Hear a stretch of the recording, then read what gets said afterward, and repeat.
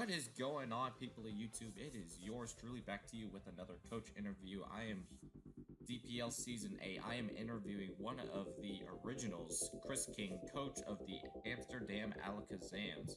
There's only two people in this entire thing that have said that can safely say they have been in every season as an active coach. You are one of them. Did you know that? Yeah, I did know that. What's going on, YouTube? KrisKing here. As he said, I'm the coach of the Amsterdam Alakazam. Great to be here. And yeah, it's true. Me and Delta, which is actually my week one opponent, coach of the Gengar Generals FC. Man, he has weird names with his team. But yeah, we actually created the DPL together. I remember back on Dueling Network, I helped him build up the rules together. Made a little mistakes here and there, but yeah, I've been there since the beginning, and glad to be back. Funny you mentioned that, because I actually wasn't talking about Delta, the other original. Lightshaver, the three-time champion, was actually the other DPL original here. I'm just stalling for time because a certain somebody didn't finish your stupid team sheet, so I'm gonna... But... Yeah, I asked other people's phone, like, hey, can I get access to my sheet already, because I want to build up my team there already. Right. But just go ahead. First question right off the bat. Going into the season, just general thoughts. What were your plans? What changed in your plans, and just overall thoughts on your team? I think the main big difference was in the higher tier mons. I had a few different ideas. I was thinking first with stuff like Mega Mawile, because I saw it on the tiers, but apparently that was a mistake. It wasn't supposed to be there at all. And when I found that out, I already had a whole team planned out, so I had to adjust some stuff. I also had ideas with stuff like Infernape, with Necrozma, with Hydreigon. But one mon I actually really wanted was Tapu Fini, which was still in my plan, but unfortunately got sniped. Hey, it's what it happens. And then, of course, you have to make some adjustments. So I did. So I had to really look at what other kind of stuff I wanted. Built a pretty decent team, I would say. I got the nicknames already ready, because I like to give nicknames to my Pokemon. Some people don't. Shame on you. But yeah, I'm actually pretty happy, because I often try to take as much new stuff as possible. You know, with draft tournaments, I find it fun to experiment with mons I've never really drafted. Though there are some Pokemon I do have some experience with, so I'm looking forward with it. You mentioned the whole experience combinations. One mon that sticks out in particular to me was your very first draft pick, Victini. You have used that mon before. I believe the last time you used it was before Sun and Moon came out. At least here in the DPL. I don't know about any other leagues you might have been in. Talk to me about how you intended on building the team around Victini, assuming that was your whole plan to begin with. Yeah, Victini was in my team. It was actually a little correction. It was the second choice of my team. It was in round 2. Oh, right. Victini was the first pick. Yeah, that's true. But I'll talk about that later. Victini is actually a mon I've been pretty familiar with. Like you said, I've used it in Gen 6 a lot. With Gen 7, obviously, Z-Move access is pretty awesome. Obviously, stuff like C-Celebrate is not allowed here, because it gives +1 to all your stats. That would be busted with Victini because of stuff like V-Create. It hit incredibly hard. But you can also always do stuff with like Sunny Day, give it a speed boost, give it the sun, give it that extra firepower, literally.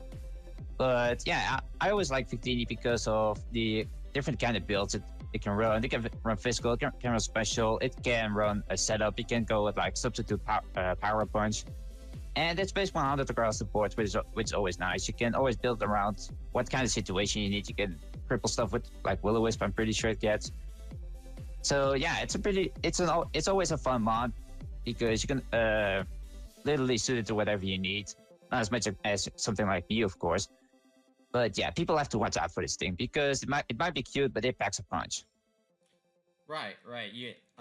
Again, Victini, a very threatening mon overall, especially especially Gen 6, it has definitely not gotten any less threatening with the addition of Sun and Moon and even Ultra Sun and Moon. You managed to build somewhat of a core with this, your Fire Water Grass being Victini, Primarina, and Trevenant. I had, when you first drafted it, I initially criticized it before I realized Gourgeist wasn't taken, but were there any other grass types that were on your mind? Trevenant just seems like such an unconventional mon, even with the rise of Harvest being more of a set, especially with Snorlax. Yeah, like you said, Gourgeist was actually the original plan. I had looked at other stuff like Tangrowth and Roserade. I actually also looked at Frisian. But I also really wanted to make sure I at least have it at a spin blocker because entry hazards are absolutely everywhere in draft format. And I wanted to make sure that while Defunk is still very popular, I also wanted to make sure I at least had something for rapid spin. And Trevenant was still was there, and I actually think I can make it work because while it also has Harvest, you can also go with Frisk to see what kind of item your opponent has, which can really tell what kind of set they're running. Because more often than not, the item shows what kind of set that thing's running. Unless you're talking like Rotom-Wash leftovers, then it says almost nothing. But even with something like Natural Crit, you can make it a status absorber. You can, and like you said, you can run Harvest to make it kind of a thing. Because with Rest, Lone Berry, you can pretty much live forever unless you get one shot.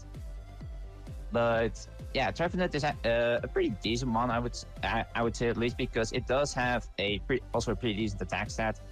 But yeah, like I've been going around with several mons, but when stuff gets sniped, you really have to be able to get a quick adjustment to your plan, even though the draft sometimes can take a while because others can be kind of slow. But yeah, there was some other stuff that I really wanted to make sure that I got, and yeah, that's also why I picked Trevenant. Rewind a little bit.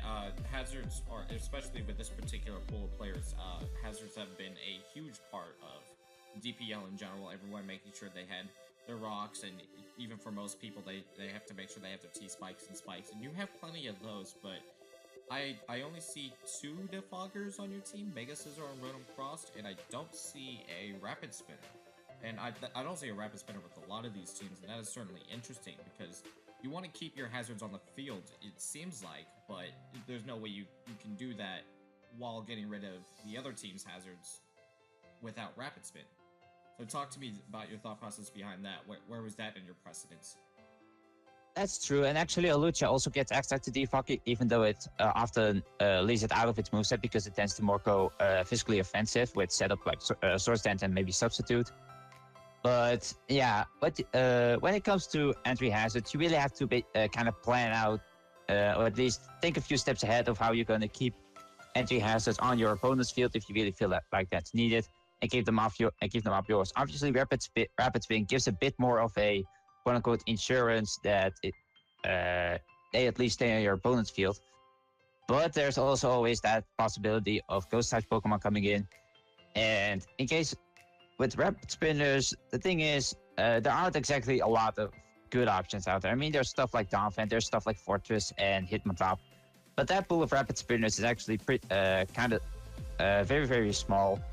So I wanted to at least make sure my team had at least the bulk and the offensive presence out there, while all other mons can, of course, take care of the entry hazards. So it really comes down to what you find important to your own build. Right. No, I got that. Obviously, hazards aren't the only form of support support in Pokemon.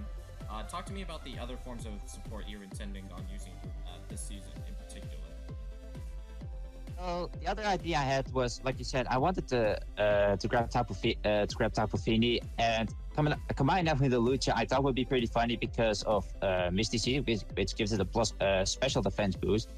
Which wouldn't be too bad because of stuff like Thunderbolt, stuff like Ice Beam, Psychic, you basically name it. But obviously that was still taken. I still picked Hawlucha because of the coverage it provided for Victini and Zygarde, being able to take to at least deal with the dark types, deal with the ice types, and have a ground immunity for Victini as well, which my team really needed as well. So people might see it as as kind of a weird pick, and I can't see why they think that. but because of its coverage because of its typing, because it's so super fast, especially if you get the unburden boost up, it can be quite threatening if people don't take it into account. Interesting, definitely. Yeah, so that's definitely I was kind of looking forward to actually what else you might were you considering status spread, were you considering maybe tailwind, were you considering taunt, is taunt going to be a huge part of your season? Talk to me through that process. Yeah, well, there's some stuff can do that. Like obviously, Arbion can spread toxic. It can wish baton pass. It can heal itself. It can heal itself up. Rotom also gets defog and taunt, so it can also trick stuff like Choice Scarf onto your opponent. Slurpuff also gets Sticky Web right now in Ultra Sun and Ultra Moon. I don't know how many people know that. Obviously, they're gonna know now, but I think that's always a nice little surprise you can always bring out there. Miltank obviously brings the Stealth Rocks, brings the Toxic, can be really annoying with Milk Drink, so that's also why I chose that. Primarina can actually also Perish Song, and combine that with Liquid Voice. There's not exactly a lot of stuff that is safe from that, so that might be a nice little trick to bring out sometimes. Obviously, Neoligo has that hazard support out there. It can also go for Mirror Coat, if I recall correctly. Bring out a Focus Sash, take out a special attacker. So there might be some. There's room for experimentation here, and that's something I always like to do. So yeah, your team definitely looks like a very. It seems like everything has it seems like everything has their specific roles. Are there already some trades that you're maybe thinking about? And if so, how do you intend on maybe trading out the roles without losing too much in a team? When it comes to trading, I'm not always sure if I want to do stuff unless I've literally looked at every possible thing that Demo can offer and what I lose by taking a different one out. Plus, when looking at the draft, I feel pretty confident about it right now, so I'm not sure if I'm going to change stuff. I was thinking of maybe getting us something like Mimikyu, something like KrisKing, because they have a bit more offensive pressure, and I always wanted to try out Mimikyu. But yeah, I'm not really sure. Not the kind of guy who trades very often unless it's absolutely necessary. Like, for example, last season, I really needed something with more defog potential, so I took out Cresselia for Skarmory. So, because that still gives the physical bulk on your team, but also gives you something extra. Right now, I'm not really sure how if that's ever going to happen. Maybe I'll get myself a Rapid Spinner, like you said, because my team lacks that at the moment. But we'll see how that goes. All right. I don't have any more particular questions surrounding your team. On paper, it does look very threatening. But that being said, out of all the teams in your split, particularly, which team do you think is the most threatening, and which team do you think is the least threatening? Honestly, not exactly sure, because it also depends obviously on how that player uses their team to their full potential. So some people like Asuna, some people like Gale, something like Azusa. I don't really have that much experience with how they play things out, so it will be interesting to see them work things out. I always know that obviously Delta he has a pretty damn good team. He is also my week one opponent, so interesting match right off the bat. Some people like Josh have also interesting stuff like Gladios, Weepal, Michelopody. Very powerful threats to deal with. Ratchet, of course, has that Scolipede, has that Paraflinch core. I'm not really sure what he's going to do with Type Null, but it will be interesting if he ever brings that. One other person definitely might be a bit worried about is Vampus with stuff like Salmons, Florges, Shaman, Mega Absol. He has a pretty damn offensive team, and he does have a pretty good bulk around it too. So it will be interesting to see him putting in work. Well, all right then. Thank you for your time. This has been yours truly, and signing off. I'll see you in the next video. Bye.